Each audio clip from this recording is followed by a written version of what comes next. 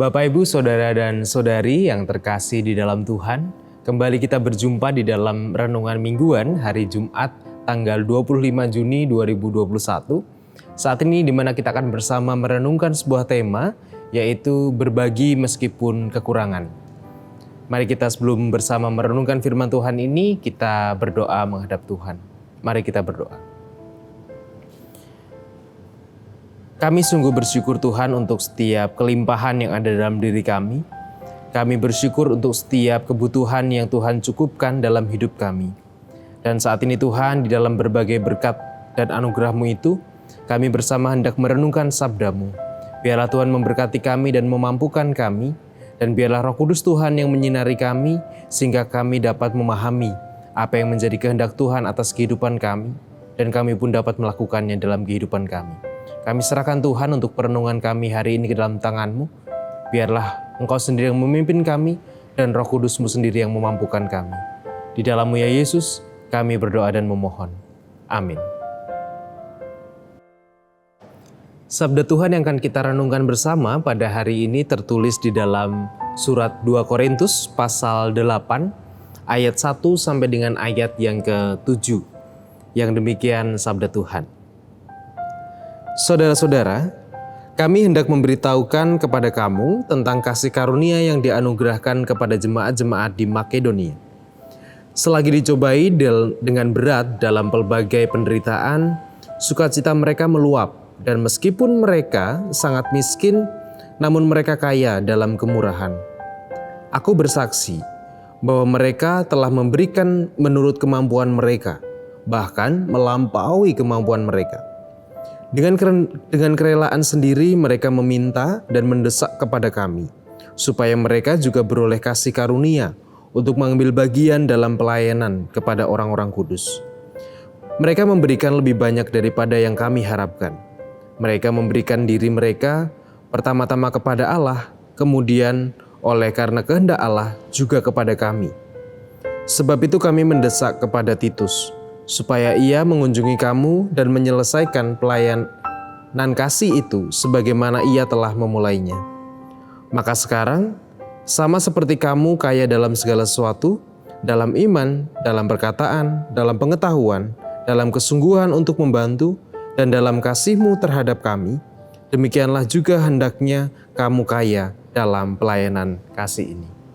Demikianlah pembacaan sabda Tuhan. Yang berbahagia ialah setiap mereka yang dengan setia merenungkan serta memelihara dalam kehidupan sehari-hari. Haleluya, amin.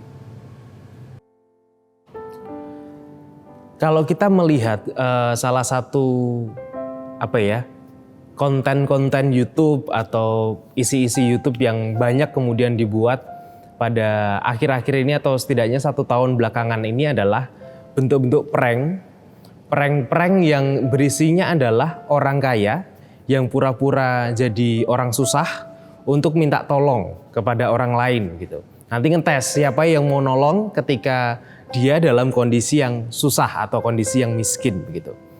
Nah, di dalam video-video yang ada itu, seringkali kemudian orang yang memberikan bantuan adalah atau orang yang rela memberikan pertolongan bukan orang-orang yang dalam kategori menengah ke atas atau orang-orang kaya yang berkelimang harta begitu. Tetapi justru orang-orang yang sederhana, orang-orang yang hidupnya susah, dan orang-orang yang dapat dikatakan atau dikategorikan sebagai orang-orang yang miskin atau berkekurangan. Nah, Bapak Ibu Saudara yang dikasihi Tuhan, dari sini kita melihat bahwa ternyata berbagi itu bukan persoalan tentang kelebihan.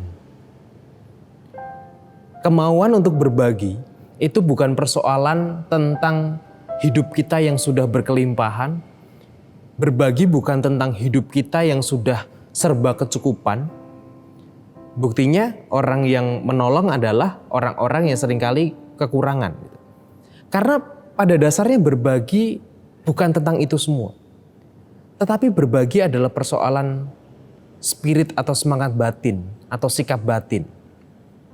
Banyak orang kaya, banyak orang berkelimpahan yang mereka tidak merawat, mereka tidak menumbuhkan, dan mereka tidak menyadari sikap batin mereka untuk berbagi. Tetapi banyak orang yang berkekurangan, orang yang hidupnya susah, Bahkan mereka harus memberikan, mereka harus berbagi di dalam kesusahan mereka. Mereka harus berbagi di dalam kekurangan mereka. Karena apa? Karena mereka menumbuhkan sikap batin untuk memberi, sikap batin untuk berbagi.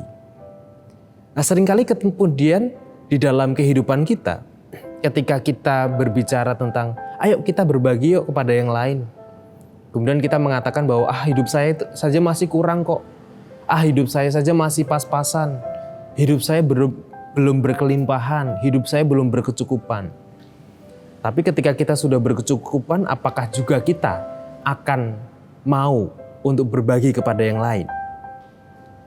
Paulus memberikan suratnya yang kedua kepada jemaat di Korintus yang berbicara tentang ajakan Paulus untuk kemudian ajakan kepada jemaat di Korintus untuk berbagi untuk mendukung pelayanan dari Paulus dan teman-temannya begitu.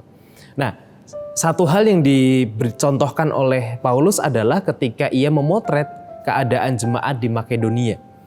Dikatakan bahwa mereka dalam kondisi kekurangan, tetapi di dalam kekurangan itu mereka tidak menderita, tetapi justru mereka bersukacita. Karena apa? Karena mereka kaya akan kemurahan hati.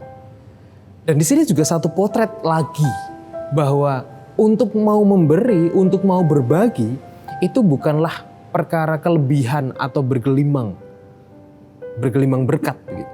Tetapi berbagi adalah persoalan tentang kita mau tidak, sikap batin seperti apa yang mau kita tumbuhkan, sikap batin seperti apa yang mau kita kembangkan.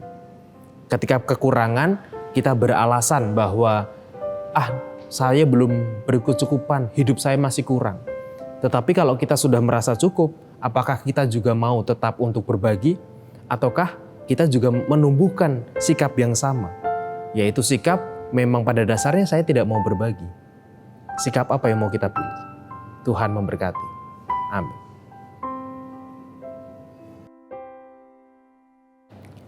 Mari bersama kita menyerahkan hidup kita kepada Tuhan dan kita mengembangkan sikap batin kita untuk mau berbagi meskipun dalam kekurangan kita.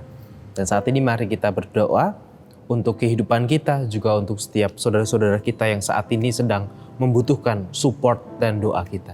Mari kita berdoa.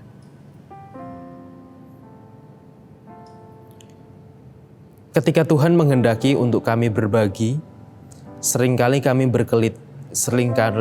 beralasan tentang kehidupan kami yang masih kurang, tentang kehidupan kami yang belum berkecukupan, atau tentang kehidupan kami yang belum berkelimang dengan harta dan berkat.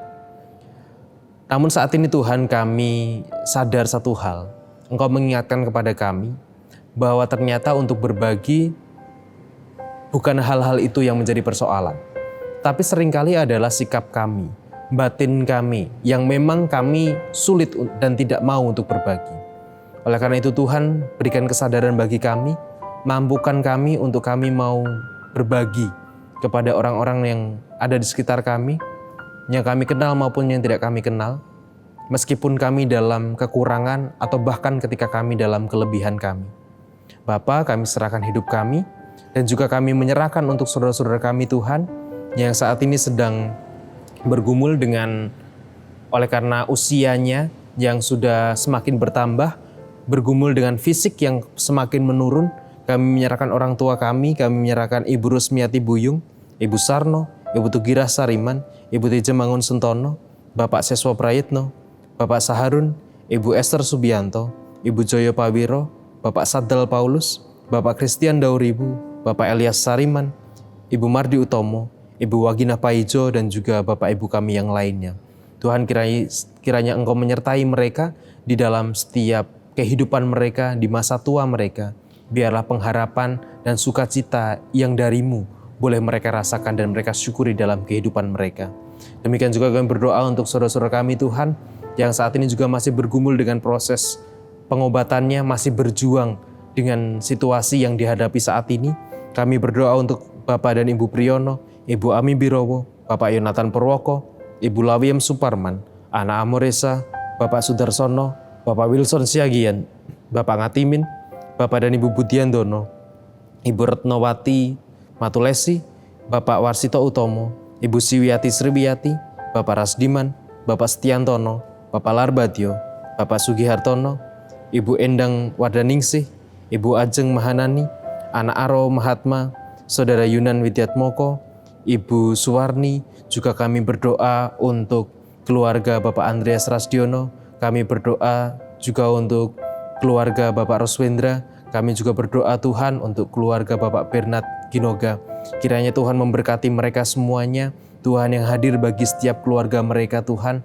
Tuhan yang hadir memampukan mereka, memberikan semangat, dorongan kekuatan bagi mereka untuk mereka tetap berjuang di dalam situasi yang mereka hadapi saat ini. Mungkin ada kelelahan ketika mereka sudah berjuang begitu lama. Mungkin ada rasa putus asa di dalam diri mereka. Tapi biarlah berkat yang dari Tuhan, kesetiaan-Mu dan kebaikan-Mu yang menemani mereka di dalam proses hati dan juga proses pengobatan yang mereka jalani saat ini Tuhan.